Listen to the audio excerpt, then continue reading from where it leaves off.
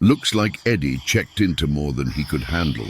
A reservation for fear with a no-refund policy on screams. Be sure to key into this tale by hitting that subscribe button and clicking the bell. You wouldn't want to miss your checkout time for our harrowing story, Room 13. Eddie's fingers trembled ever so slightly as he signed the guest register of the Grandeur Hotel, the old-fashioned pen scratching loudly in the cavernous silence of the lobby. The clerk, a wizened man with salt and pepper hair and a disconcerting squint, handed over a brass key, the number 13 engraved deeply into its head. Room 13, Eddie murmured under his breath, a smirk playing on his lips. Let's see what secrets you hold. As a journalist who had spent years debunking supernatural claims, Eddie found himself both amused and exasperated by the relentless myths of the paranormal. Room 13 was his latest subject, a room shrouded in tales of curses and hauntings, a room that reportedly had never hosted a guest for an entire night. They all fled before dawn, the stories said. Eddie was determined to be the exception. The Grandeur Hotel was a relic from another era, its once magnificent facade now peeling and faded. The corridors were dimly lit, the wallpaper yellowed and peeling, the very air heavy with the scent of decay. But upon entering room 13, Eddie was met with a stark contrast.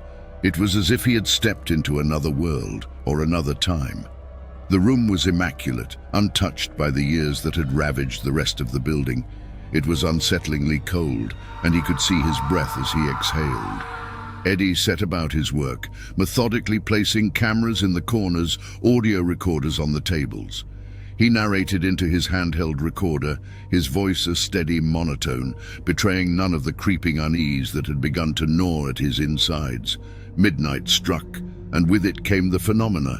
Shadows danced in the periphery of his vision, shapes that were humanesque but distorted, grotesque. His equipment whirred and beeped, capturing sights and sounds that made Eddie's blood run cold. Whispers filled the room, a cacophony of voices that seemed to emanate from the very walls, speaking names, his own among them. Eddie's resolve began to fracture. He was a rational man, a man of facts and evidence, but what he was experiencing defied all logic. As the whispers grew louder, more insistent, he felt an overwhelming urge to escape.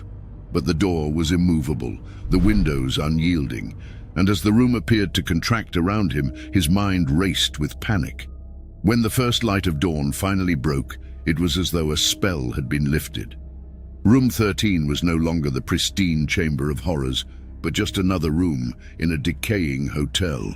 The staff found him in the lobby, his equipment strewn around him, a look of sheer terror etched upon his face.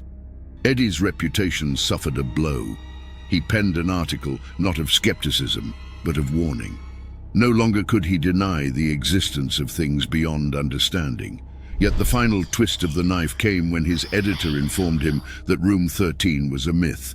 The hotel had sealed it off years ago after a grisly, unsolved murder had taken place within its walls. There was no record of his ever having checked into that room. The recordings and photos Eddie had so meticulously taken showed nothing out of the ordinary, just a man slowly unraveling alone in a room. But Eddie knew what he had experienced. It was real as the fear that now lived within him. Room 13 had revealed its secret, a secret that Eddie would carry with him always. Some rooms, like some truths, are better left unoccupied. Well, friends, it seems our curious journalist found the write-up on terror in Room 13 was no mere fabrication. Talk about a story with a real twist ending. If Eddie's tale has you checking under your beds, leave us a ghostly comment below. Fright fans, click next for more chills and hit subscribe to join our ghastly gang.